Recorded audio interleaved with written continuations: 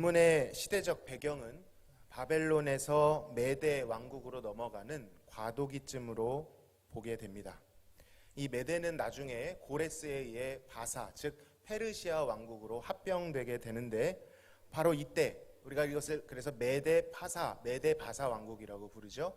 바로 이 과도기 시점에 실질적인 권세자였던 고레스는 그의 외삼촌이자 나중에 그의 장인어른이 되는 다리오라고 하는 왕을 세워 명분과 효율을 추구하여서 그 과도기를 안정되게 보낼 수 있도록 하였습니다. 다리오의 이 애매한 위치는 왕이라고 하는 우월감과 황제 고레스에 의해 세워졌다라고 하는 열등감 사이에 존재하는 복잡한 위치였습니다. 중요한 것은 제국이 교체되는 이 시기는 나라의 체제를 재정비해야 하고 힘을 왕권으로 응집시키고 강화해야 하는 시기였다라는 것이죠. 6장에서 다리오는 자신의 뜻대로 전국에 120명의 고관을 세워 나라를 재정비하고자 했고, 그들 위에 또 3명의 총리를 두어 통치하도록 했습니다. 그리고 그 3명의 총리 중 한 사람이 다니엘인데, 본문은 그 셋 중에서도 다니엘이 가장 뛰어났고 인정받는 인물이었다라고 소개하고 있습니다. 다니엘은 정통 바벨론인이나 메대 바사인이 아니었죠. 바벨론 제국으로 끌려온 남유다 포로 출신이었습니다. 정치적인 배경이 그다지 매력적이지가 않습니다. 작은 나라 남유다에서 포로로 잡혀온 그가 어떻게 1인 지하 만인 지상이라고 불리는 총리직에 등용되고, 또 왕권이 바뀌었음에도 불구하고, 아니 나라가 바뀌었음에도 불구하고 숙청당하거나 낙향하지 않고 여전히 핵심적인 자리를 지키고 있을까? 우리는 의아하게 되죠. 실로 이것은 어마어마한 영향력이었던 것입니다. 그러나 이렇게 총애가 한쪽으로 집중되자 다니엘을 시기하던 세력들 역시 존재했죠. 그들은 정치적 라이벌인 다니엘에게서 허물을 찾고자 호시탐탐 기회를 엿보았으나 마땅한 고발거리가 없었습니다. 그나마 간신히 찾아낸다고 한 것이 그가 여호와 신앙의 열심이며 날마다 3번씩 그의 본향을 향해 창문을 열고 그의 신에게 기도를 올린다라는 것이었습니다. 이들은 바로 그 점을 물고 늘어질 요량이었던 것이죠. 엮어버릴 연결고리는 이러했습니다. 당시 제국에는 왕을 숭배하는 사상이 있었습니다. 절대 왕권을 유지하기 위해 왕을 신처럼 신성시했던 것이죠. 다리오 왕도 다르지 않았던 것 같습니다. 그도 이 중요한 시기에 새로이 메대 왕국이 출범하여 나라를 장악하고 통제해야 할 이 마당에 왕권 강화라고 하는 것은 부담이자 고민이었을 것입니다. 정치 백단이었던 신하들은 다리오 왕의 이러한 필요와 다니엘의 약점을 교묘하게 연결시켜 왕에게 상소를 올리게 되죠. 상소의 내용은 이 혼란의 시기에 왕권을 강화하기 위해 30일 동안 온 제국이 오직 왕께만 경배하도록 하는 그러한 칙령을 내려주십사 하는 것이었습니다. 다리오가 반대할 이유는 조금도 없었습니다. 마침 가려웠던 곳을 신하들이 긁어주니 왕들이 왕을 알아서 섬겨주겠다는데 왜 마다하겠습니까? 즉시 그 상소를 기쁘게 여겨 허락을 하고 왕의 어인이 찍힌 친서를 내립니다. 본문에는 이 메대에는 한번 왕이 칙령을 내린 뒤에 취소하는 법이 없다. 그것이 전통이다라고 말하고요. 도장을 한번 찍으면 왕 자신이 한 것이라도 취소할 수 없다라고 밝히고 있습니다. 만일 왕이 자신이 찍은 그 어인을 취소한다면 그것은 자신이 잘못 판단하였다라는 실수를 인정하는 셈이었기 때문이죠. 현명한 모습만 보여야 할 시점에 신하들에게 틈을 보일 짓을 할 리가 만무했습니다. 자, 이 소식을 다니엘도 들었습니다. 다른 신하들에게는 이 일이 고민할 거리도 아니었겠죠. 당연히 그 왕만을 섬겼겠지만, 충성을 보였겠지만 다니엘은 결정해야만 했습니다. 그를 충신으로 여기는 왕의 명령을 따라 30일 동안만 눈 딱 감고 기도를 중단하거나 아니면 보이지 않는 곳에 가서 축소하거나, 그렇게 남들이 보이지 않게 정적들이 놓은 덫에 걸리지 않게 하는 방법이 있었겠죠. 아니면 늘 해오던 대로 티가 나게 창문을 활짝 열고 여호와께 기도를 올림으로 자신의 신앙은 지키겠지만 왕의 명령을 어겨 죽임을 당하게 되는 두 가지 선택의 기로에 놓이게 된 것입니다. 다니엘만큼은 아니어도 저도 항상 학창 시절에 믿지 않는 친구들, 또 믿음을 조롱하는 그 사춘기 남중 학생들 앞에서 이런 결단을 해야 했던 소소한 기억이 있습니다. 어린 마음에 친구들이 저를 어찌나 놀렸던지 제가 기도하는 것을 이렇게 보고 있었습니다. 하나님이 두려워 안 할 수는 없고 또 친구들이 놀릴 것은 두렵고 해서 제가 어떻게 했을까요? 그땐 제가 안경을 안 썼었는데요. 이렇게 했습니다. 하나님 아버지 감사합니다. 아멘. 아니면 숟가락이나 젓가락을 실수인 것처럼 떨어뜨리고 그것을 주우면서 하나님 감사합니다. 아멘. 이렇게 비겁한 죄인이 목사가 된 것은 하나님의 은혜인 줄로 믿습니다. 두려웠습니다. 작은 친구들의 놀림도 두려웠는데 다니엘은 어떤 결정을 내렸습니까? 우리가 잘 알고 있는 대로 그는 조금의 주저함도 없이 그가 매일 여호와께 드리던 기도를 올렸습니다. 조금은 위축되거나 축소시켜서 할 만도 한데 그는 평소 해오던 그대로 기도했습니다. 그 결과는 어떻게 되었습니까? 정적들이 놓은 덫에 걸려 사자굴에 던져지게 되죠. 사실상 죽음에 던져진 것입니다. 결단코 우리가 쉽게 말할 수 없는 무거운 일입니다. 크고 두려운 일입니다. 그러나 다니엘은 여호와께 특별한 은혜를 입었고 굶주린 사자들 사이에서도 온전하게 살아남았습니다. 여호와께서 맹수들의 입을 막아주신 것이죠.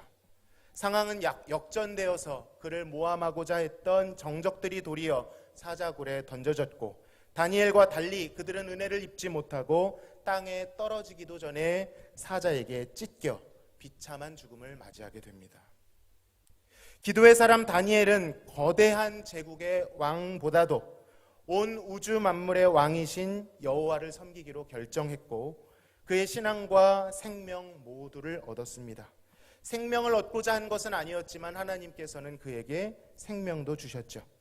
도리어 그를 넘어뜨리려고 했던 대적들은 실족하였고 이 결과 여호와의 구원하심이 만방에 드러나고 그는 왕으로부터 더욱 큰 총애를 받게 됩니다.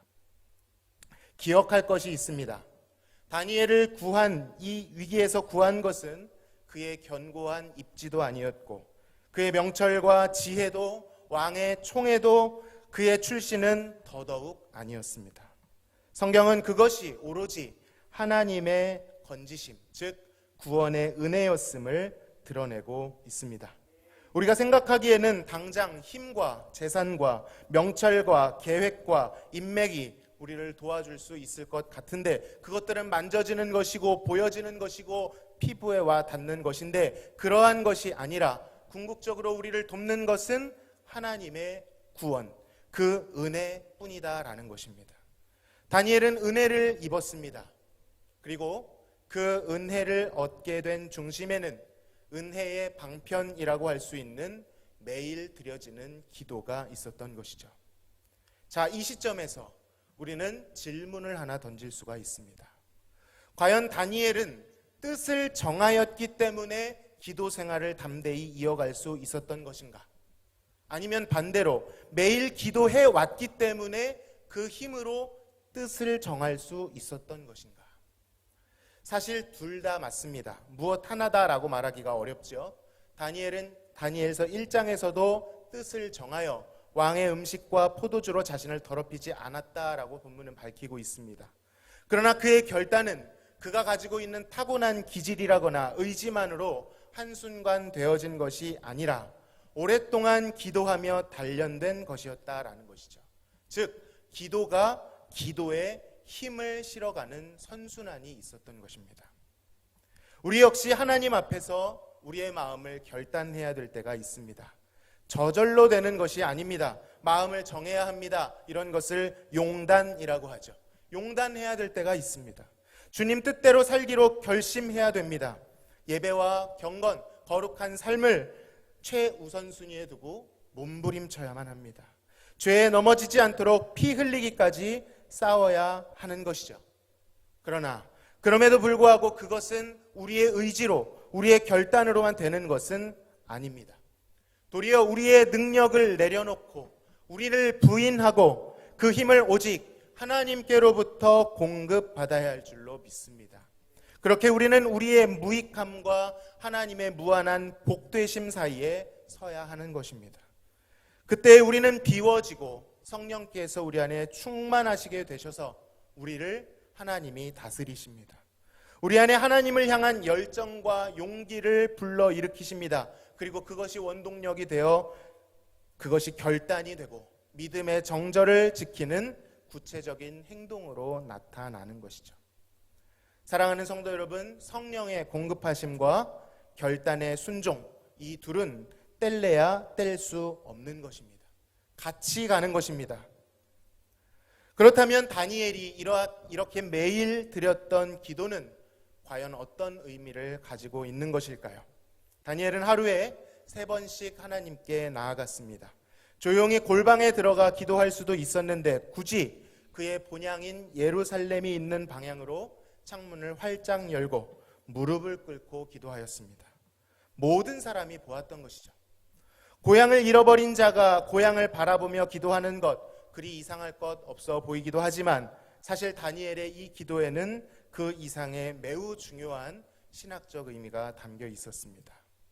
이 예루살렘은 바로 여호와의 성전이 있는 곳이었기 때문이죠.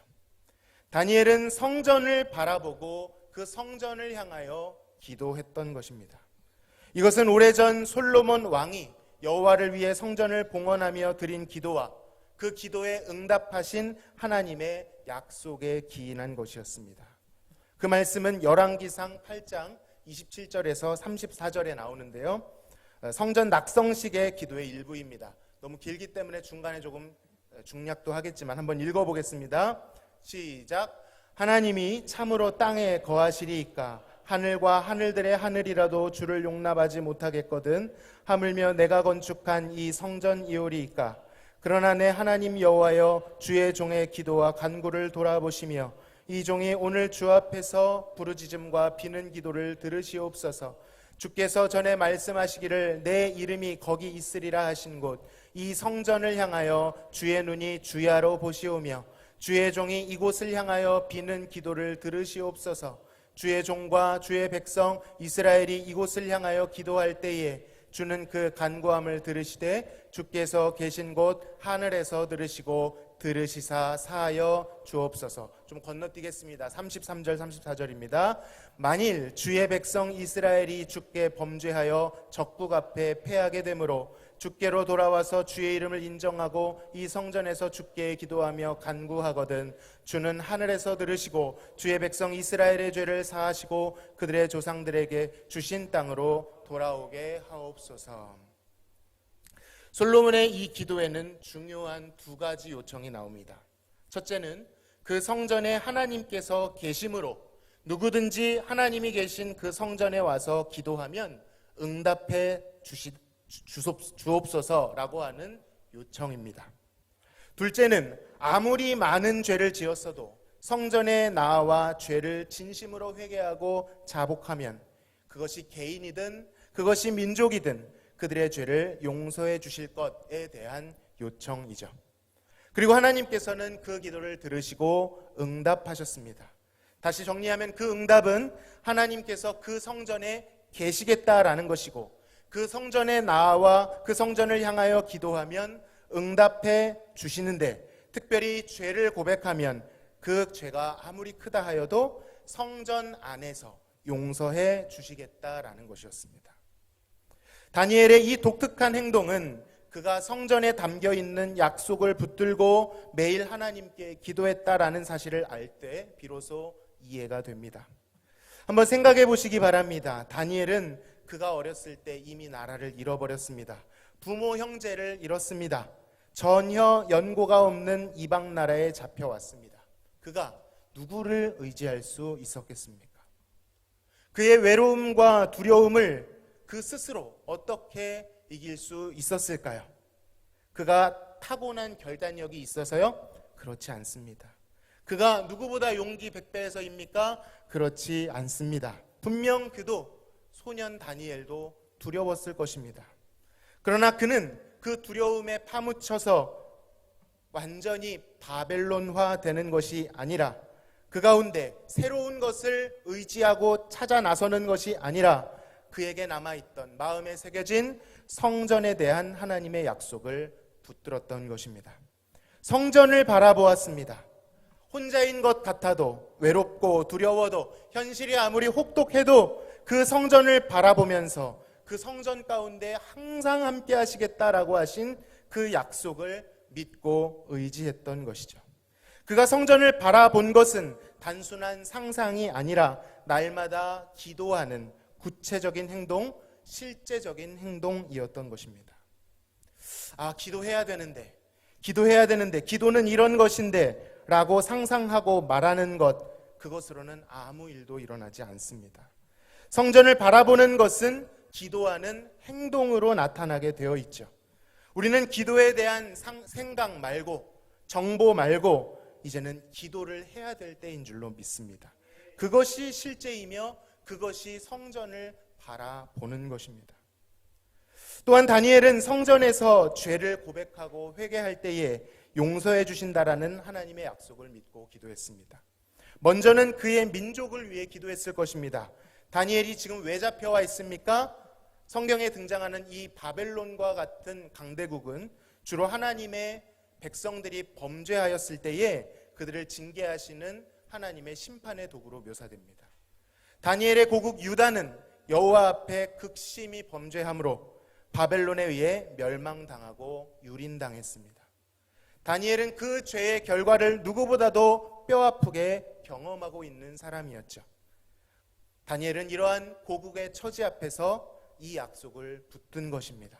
만일 주의 백성 이스라엘이 주께 범죄하여 적국 앞에 패하게 되므로 주께로 돌아와 주의 이름을 인정하고 이 성전에서 주께 기도하며 간구하거든 주는 하늘에서 들으시고 주의 백성 이스라엘의 죄를 사하시고 그들의 조상들에게 주신 땅으로 돌아오게 하옵소서.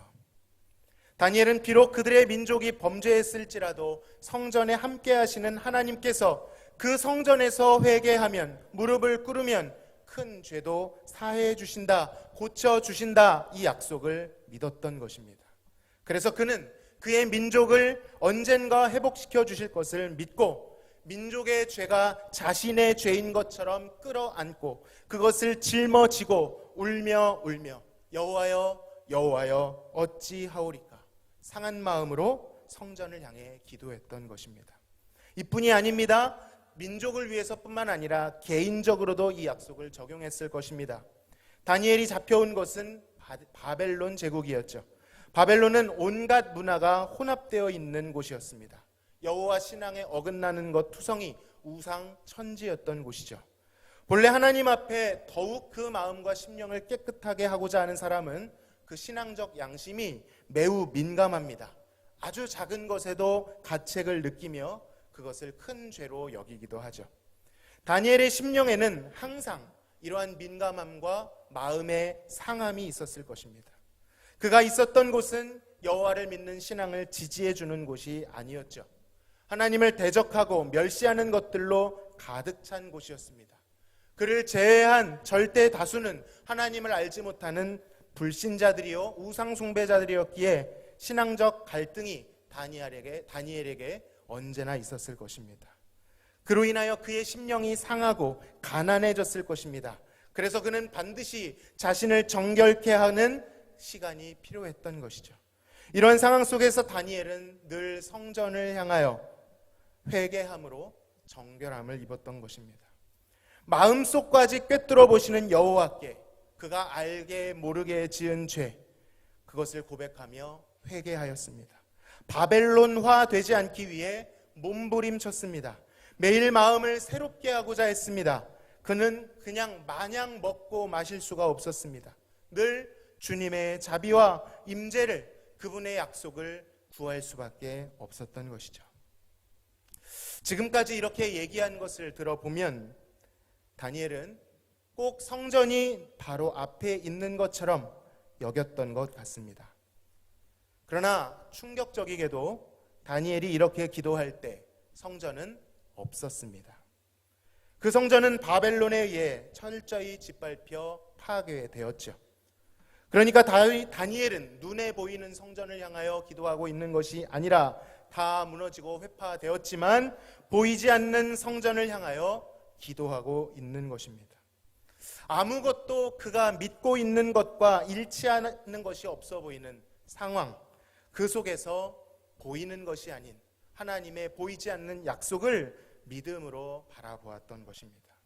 몸은 멀리 떨어져 있으나 그것은 다 무너졌으나 성전 가운데 거하시겠다라고 하신 여호와의 약속은 영원하다는 것을 믿고 볼 수 없지만 그 예루살렘을 향하여 기도하는, 창문을 활짝 열듯이 자신의 마음의 문을 활짝 열고 몸부림치며 그곳을 향하여 애절하게 기도하고 있는 것입니다. 약속이 보이지 않는 상황 속에서 약속을 붙들고 있는 것입니다. 그래서 그는 기도했던 것이죠. 우리도 약속이 보이지 않을 때 무엇을 해야겠습니까? 보이는 것으로 흔들릴 것이 아니라 다니엘처럼 기도해야 될 줄로 믿습니다. 그렇다면 이 성전을 향한 기도를 오늘날 우리의 삶 속에서, 현대의 삶 속에서 어떻게 적용할 수 있을까요? 우리도 다니엘과 똑같다 할 수는 없지만 혹독한 현실 속에 살아가죠. 시험 속에 살아갑니다. 무너진 왕국처럼, 무너진 성전처럼, 주위의 원수들이 놓은 가득한 덫처럼 우리는 호락호락하지 않은 삶을 살아갑니다. 세상이 우리를 가만히 내버려 두지 않습니다. 두렵고 외로울 때가 있습니다. 하나님의 뜻대로 살고자 해도 그 의지와 그 노력은 매우 미미해 보일 때가 있습니다. 세상으로부터 감당하기 어려운 위협과 유혹들이 찾아오죠. 그리고 무엇보다 우리 안에 있는 것이, 우리 안에 있는 패역하고 부패한 우리의 심령이 우리를 너무나도 어렵고 힘들게 합니다. 안팎으로 밀려드는 저항들 속에 우리는 쉬이 넘어지고 실족하죠. 바로 이때 우리는 어떻게 해야 할까요? 바로 이때에 다니엘과 같이 성전의 신앙을 붙들어야 할 줄로 믿습니다. 이 성전의 핵심은 하나님께서 거기 계시겠다라는 약속입니다. 그 성전에서 죄를 고백하면 사해해 주시겠다라는 약속입니다. 아무리 외롭고 두려워도 그 성전에서 여호와께서 떠나지 않으시겠다라는 약속입니다. 그곳에서 이 모든 것을 이길 힘이 공급된다라는 것이죠. 그렇다면 이 성전은 무엇일까요? 구약 성경에서는 그 하나님께 나아갈 때 아무렇게나 나아가도록 가르치지 않습니다. 하나님께서 정해주신 때와 장소, 상황, 법도에 맞게 나아가야만 합니다. 하나님께서는 심지어 재료와 규격까지도 다 정해서 말씀해 주셨습니다. 그만큼 하나님께 나아갈 때는 하나님이 말씀하신 방법대로 나아가야 한다라는 의미인 것이죠. 거룩하신 하나님 앞에 거룩하지 못한 인간이 감히 나아갈 때 오직 거룩하신 하나님께서 정해주신 방법대로만 나아가야 한다라는 것이죠. 내 마음이 진심이라고 해서 그냥 받아들여지는 것이 아닙니다. 열심과 정성이 그득하다고 해서 죄인이 하나님께 받아들여지는 것이 아닙니다. 오직 하나님의 방법대로만 나아가야 합니다. 바로 이것을 구약에서는 중앙성소법이라고 합니다.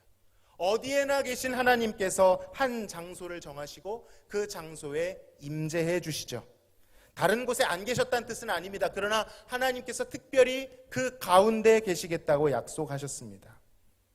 태초에 영원 가운데 계셨던 그 하나님께서 만물을 지으사 보이는 만물 가운데로 다가오시더니 출애굽 시대에는 그들의 진영의 한가운데로, 그들이 살고 있는 삶의 터전으로 가까이 다가오시죠. 성막을 통하여, 그리고 솔로몬이 지은 성전을 통하여 점점 여호와께서는 다가오고 계신 것입니다. 그리고 이 중앙성소법은 신약에 와서야 그것이 진정으로 무엇을 의미했는지, 그 법에 담긴 하나님의 뜻과 마음이 무엇인지 우리로 하여금 감탄하게 해줍니다. 요한복음 2장 19절에서는 이렇게 말씀하시죠. 예수께서 이르시되 너희가 이 성전을 헐라 내가 사흘 동안 일으키리라. 예수님께서는 기존의 성전의 패러다임을 다 헐고 전혀 새로운 성전을 세우셨습니다. 그것도 사흘 만에. 누구도 세우리라 생각하지 못하고 비웃었지만 예수님께서는 그의 고난과 죽음 그리고 사흘 만에 부활하심으로 완전한 성전을 세우셨습니다. 그 완전한 성전은 바로 예수 그리스도이신 줄로 믿습니다. 또한 그분의 몸된 교회요, 성령이 거하시는 전, 바로 우리가 그의 성전이 되었습니다. 그렇다면 거룩하신 하나님께 거룩하지 않은 우리가 나아갈 수 있는 유일한 방법, 그것은 오직 성전이신 예수 그리스도를 통해서만 나아가게 되는 것인 줄로 믿습니다. 만물 가운데 계시던 그 주님께서 성막으로 성전으로 다가오시더니 이제는 예수 그리스도께서 우리에게 오시고 성령께서 우리 안에 내주하시며 친히 임재해 주십니다. 예수님의 이름을 잘 알고 계시죠? 임마누엘이십니다. 내가 너희와 영원히 함께 하리라 라는 뜻입니다. 결코 떠나지 않으십니다. 성전은 무너졌지만 예수님, 참된 성전이신 예수님은 무너지시지 않으십니다. 사라지지 않으십니다. 그 성전 안에 있는 영원한 약속을 믿고 기도할 때 그 기도는 완벽히 성취될 것입니다. 그 안에서 기도할 때 그가 우리의 죄를 도말하시고 대속하시고 회복시키십니다. 우리의 죄를 자백하면 그는 미쁘시고 의로우사, 미쁘다는 것은 믿을 만하다는 뜻입니다. 그가 우리를 불의에서 건져주십니다. 우리가 추하다고 해서 버리지 않으십니다. 미련하다고 해서 정죄하지 않으십니다. 상한 마음으로 부르짖는 죄인들을 더욱 귀히 여기사 정결케 하시는 참으로 놀랍고 신실한 성전이신 줄로 믿습니다. 사랑하는 성도 여러분, 이것이 참 진리라고 믿는다면 마땅히 우리는 반응해야 합니다. 그 반응은 상상이 아닙니다. 그것은 타협하는 것이 아닙니다. 이 반응은 실제의 행동이어야만 합니다. 바로 그것이 기도이죠. 다니엘이 그 혹독한 환경 가운데서도 성전을 바라보며 매일 시간을 정하여 기도했던 것처럼 우리도 주님을 뵙는 그 시간을 가장 귀한 시간으로 정하고 주님의 약속을 의지하여 주님께 나아가야 합니다. 눈에 보이지도 않는 저 까마득한 성전을 위해 기도했던 다니엘인데 우리에게는 이젠 완성된 약속 예수 그리스도가 계심에도 불구하고 왜 우리는 기도하지 않는 것일까요? 우리는 날마다 그 성전 안에서 예수 그리스도의 보혈로 우리의 의복을 빨아야 합니다. 마음을 새롭게 해야 합니다. 혹시 내 마음이 바벨론처럼 변한 것은 없는지 보고 그것을 주께 고백하여 깨끗게 해야 합니다. 그리고 그 영향력은 나뿐만 아니라 공동체로 향하게 되고요. 그것은 민족으로 향하게 되고요. 그것은 저 열방 끝까지 넓어지게 될 것입니다. 죄로 인하여 패망한 민족의 죄를, 그리고 한 번도 본 적은 없지만 주님을 알지 못하는 저 열방 속에 죄 가운데 죽어가는 영혼들을 끌어안고 그 성전을 향하여 예수 그리스도 안에서 하나님께 그들을 위하여 기도할 때에 하나님께서는 반드시 들으시겠다 약속하셨습니다.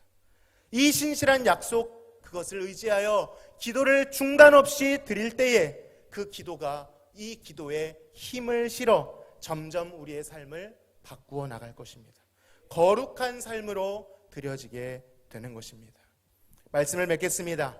사랑하는 성도 여러분, 다니엘과 같이 포로로 잡힌 것 같은 순간을 마주하셨다면 성전이신 예수 그리스도를, 성령을 의지하여 기도의 자리로 나오시기를 바랍니다. 기도하시기 바랍니다. 그때에 살아계신 하나님의 역사를 체험하게 될 줄로 믿습니다. 역대하 7장 14절의 말씀 읽어드리고 마칩니다. 내 이름으로 일컫는 내 백성이 그들의 악한 길에서 떠나 스스로 낮추고 기도하여 내 얼굴을 찾으면 내가 하늘에서 듣고 그들의 죄를 사하고 그들의 땅을 고칠지라. 아멘. 우리 이 말씀을 담고 있는 찬양으로 하나님께 영광 돌리며 함께 기도하겠습니다.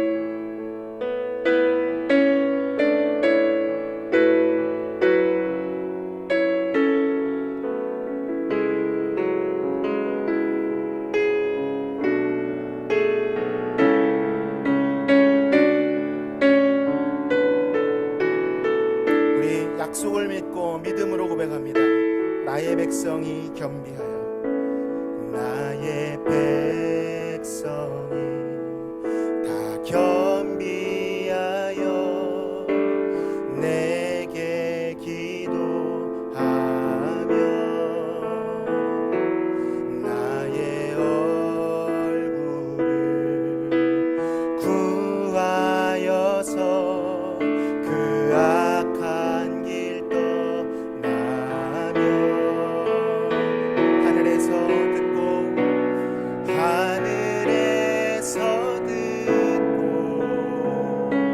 죄를 사하며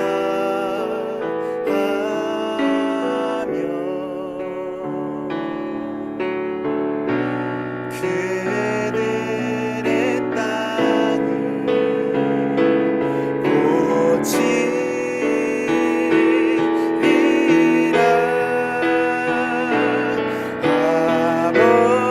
아버지여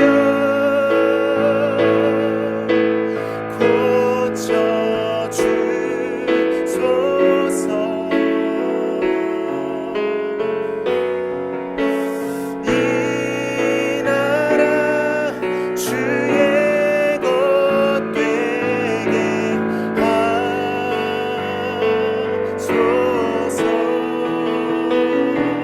주 하나님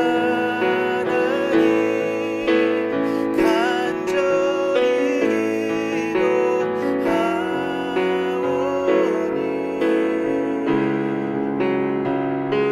사랑하니 땅 새롭게 하소서.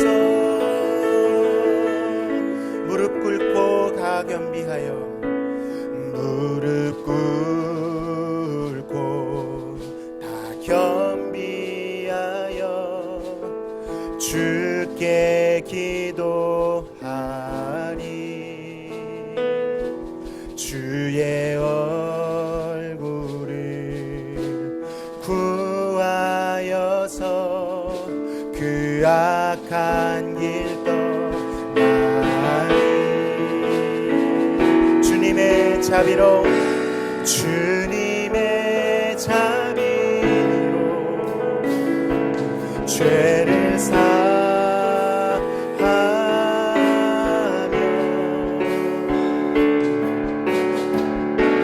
주님의 자비로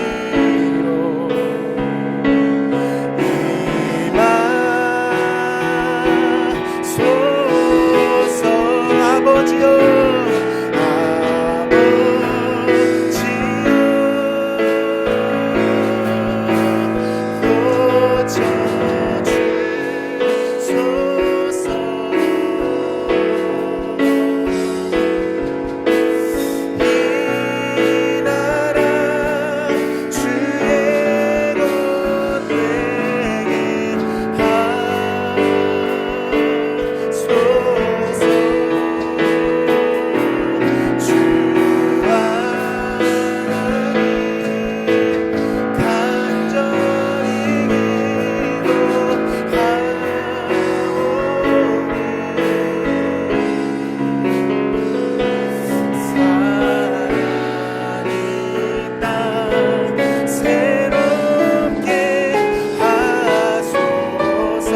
마지막으로 성전을 향하여 아버지여 고쳐주소서.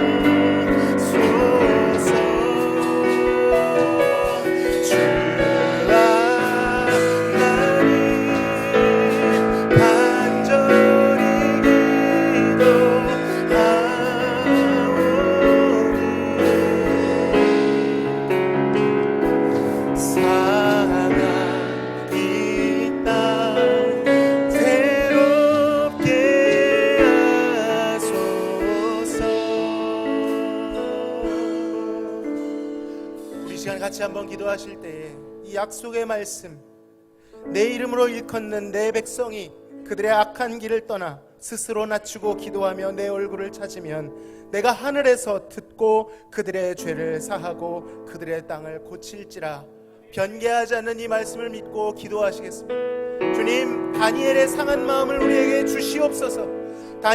다니엘이 바벨론 가운데 자신을 지켜 여호와 앞에 무릎 꿇었던 것처럼 우리의 삶의 혹독함 가운데서 성전이신 예수님을 바라보고 상상이 아니라 행동으로 기도할 수 있게 하여 주옵소서. 공동체를 위하여, 조국의 교회를 위하여, 이 병든 조국을 위하여, 한 번도 본 적은 없지만 저 죽어가고 있는 열방의 영혼들을 위하여 우리가 이렇게 성전을 향하여 기도할 때에 하나님께서 반드시 응답하실 줄로 믿습니다. 하늘에 계신 하나님, 응답하여 주옵소서. 이 시간 주님 앞에 간구하는 기도 올려드리겠습니다. 하나님 아버지, 감사합니다. 주여, 하늘에서 듣고 너희의 상한 땅을 고치시겠다 약속하신 하나님, 감사합니다. 하나님, 우리가 상했습니다. 우리의 마음이 상했습니다. 우리의 삶이 상하였습니다. 하나님, 죄악 가운데 실족하고 넘어졌습니다. 하나님, 바벨론 같은 세상 가운데 자신을 지키지 못하고 타협하고 넘어졌습니다. 주님, 그러나 그 심한 죄의 일일지라도 여호와의 성전 앞에 나와 기도하는 자는 살 것이고 그 기도를 들으사 죄를 용서하시며 아버지 회복시켜 주시겠다 약속하신 그 약속을 믿고 기도하오니 오 주여, 온 성도들이 기도하는 이 기도를 들으시고 우리의 삶을 고쳐 주시옵소서. 교회를 고쳐 주시옵소서. 아버지, 조국의 교회를 주님께서 다시 살려 주시옵소서. 무너져 있는 이 나라의 모든 것들 주께서 주님의 피로 사신 교회를, 주님 많은 자들의 피로 희생하여 세운 교회를 회복시켜 주시옵소서. 아직도 많은 영혼들이 저를 분별하지 못하고 하나님, 조국에서 저 열방에서 죽어가고 있습니다. 주님, 하늘에서 보시고 성전을 향하여 예수 안에서 기도하는 이 기도를 들으사 이 기도가 열방 끝까지 이르러 그들을 살릴 수 있도록 주여 역사하여 주시옵소서. 우리가 기도하게 하여 주시옵소서. 창문을 활짝 열고 하나님, 우리의 마음문을 활짝 열고 예루살렘을 향하여 그리스도를 향하여 기도할 수 있도록 우리의 삶을 주님께서 다스려 주시옵소서.